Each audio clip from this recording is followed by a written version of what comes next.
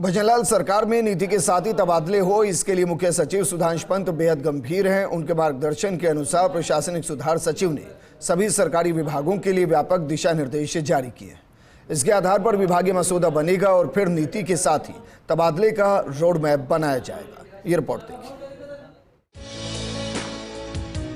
ARD सचिव राजन विशाल ने सरकारी विभागों को तबादले का मसौदा बनाने के लिए व्यापक दिशा निर्देश जारी किए हैं।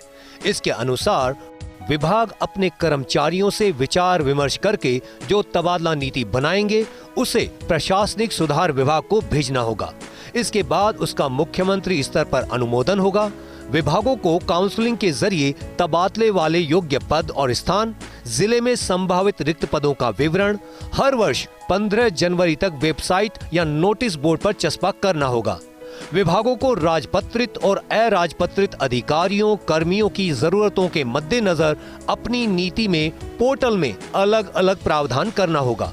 विभागों का 2000 से ज्यादा और कम के आधार पर वर्गीकरण करने के साथ यह सुनिश्चित करना होगा कि तबादला समकक्ष पदों पर ही किया जाए। 1 से 30 जनवरी तक विभाग अपने पोर्टल पर तबादले के लिए संभावित रिक्त पदों का ब्यौरा प्रदर्शित करेंगे। 1 से 28 फरवरी तक विभागों को आवेदन लेना होगा और बिना आवेदन तबादले पर विचार नहीं होगा। कैंसर, गुर्दा प्रत्यारोपण, open heart surgery, bypass surgery, dialysis जैसे असाध्य रोग से ग्रसित रोगियों को तबादले में प्राथमिकता मिलेगी। गुर्दा, लीवर दान करने वाले रोगियों को ऑपरेशन से पहले 3 वर्षों के लिए प्राथमिकता मिल सकेगी। मनोचिकित्सक रोग, लकवा, स्थायी निशक्तता, अंधापन, मूक बधिर, मानसिक निशक्तता, ऑटिज्म या बहुआयामी निशक्तता वाले रोगियों को राहत मिल सकेगी। इसके साथ साथ भूतपूर्व सैनिक, उत्कृष्ट खिलाड़ी, अलग अलग पोस्टेड पति पत्नी, शहीदों के आश्रितों के परिवार का सदस्य होने, दूरस्थ जिलों, डार्क जोन, हार्ड एरिया में कार्यरत कर्मियों को तय अवधि तक कार्यकाल पूरा करने पर राहत मिल सकेगी। इसका ध्यान रखना होगा कि एकल कार्मिक वाले कार्मिकों में उस कार्मिक का उपयुक्त विकल्प या उचित रिप्लेसमेंट मिलने पर ही तबादला किया जाए। तबादला आवेदन सेवा के 2 वर्ष पूरे होने पर ही कर्मी कर सकेगा। 2 वर्ष पूरे होने की गणना 1 अप्रैल को मानी जाएगी।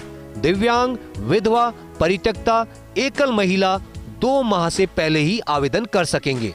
प्राथमिक जांच में प्रथम दृष्टया सही पाई जाने वाली गंभीर शिकायत को लेकर तबादला संभव। कर्मचारी के खिलाफ अनुशासनात्मक कार्रवाई विचाराधीन होने पर तबादला संभव, ताकि वह उसी पद पर रहकर जांच प्रभावित नहीं कर सके। कर्मचारी के प्रमोशन पर यथासंभव पदोन्नत कर्मी को रिक्त पद पर ही पदस्थापित किया जाएगा। कर्मी का एक विभाग से दूसरे विभाग में अंतर विभागीय समायोजन होने पर या किसी विभाग से प्रतिनियुक्ति पर आने पर उपलब्ध रिक्त पद पर ही पदस्थापन संभव। न्यायिक प्रकरणों के मामले, पद समाप्ति या पदोन्नति की स्थिति में नवनियुक्त कर्मियों को यथासंभव विभाग में उपलब्ध रिक्त पद पर ही पदस्थापित किया जाएगा। एपीओ प्रकरणों में प्रशासनिक सुधार विभाग की सहमति से ही तबादला या पोस्टिंग होगी। एपीओ होने के बाद पिछली पोस्टिंग वाली जगह पर पोस्टिंग नहीं दी जाएगी। कर्मचारी की सेवानिवृत्ति में 1 साल या कम समय रहने पर तबादला नहीं किया जाएगा। ऐसा कर्मचारी खुद तबादले का इच्छुक हो तो उसका तबादला संभव है। किसी पद से तबादले के बाद कर्मचारी का 2 साल तक उसी पद पर वापस तबादला या पोस्टिंग नहीं की जाए। कार्य व्यवस्था के आधार पर किसी का तबादला नहीं किया जाएगा। अनुसूचित क्षेत्र में पदस्थापित कर्मियों के तबादलों के मामलों में प्रचलित नियम निर्देश यथावत लागू रहेंगे। अनुसूचित क्षेत्र से गैर अनुसूचित क्षेत्र में तबादलों के मामलों में प्रचलित नियम निर्देश यथावत लागू रहेंगे। दिशा निर्देशों के विपरीत किसी विभाग, बोर्ड, उपक्रम, स्वायत्त शासी संस्था में तबादले हुए तो वे तबादले निरस्त होंगे और तबादले के लिए जिम्मेदार अधिकारी के खिलाफ अनुशासनात्मक कार्रवाई होगी। प्रशासनिक सुधार विभाग के अधिकारी संबंधित विभाग का निरीक्षण करते समय परीक्षण करेंगे कि विभाग की ओर से किए तबादले दिशा निर्देश अनुरूपी किए हैं। इसकी अवहेलना दृष्टिगत होने पर उसकी सूचना संबंधित अधिकारी के पूरे विवरण सहित प्रशासनिक सुधार विभाग और संबंधित प्रशासनिक विभाग को भेजी जाएगी।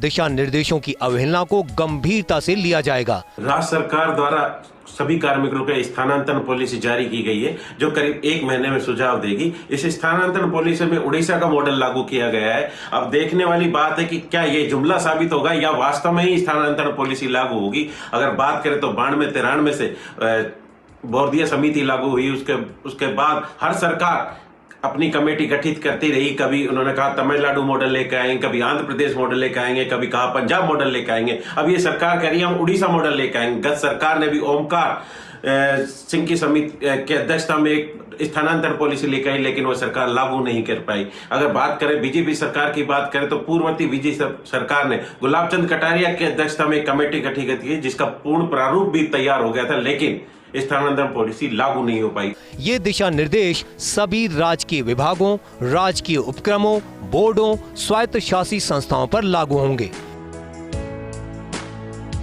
इस नीति की सबसे खास बात यह है कि यह विभागों की ज़रूरत के अनुसार बनाई जाएगी, लेकिन सबसे बड़ी चुनौती यही है कि इस नीति के प्रावधानों को सख्ती से किस तरह से लागू किया जाए और डिजायर सिस्टम को किस तरह से सिस्टम से बाहर किया जाए। कैमरा पर्सन तीरथ के साथ Rituraj Sharma, first India news, Jaipur.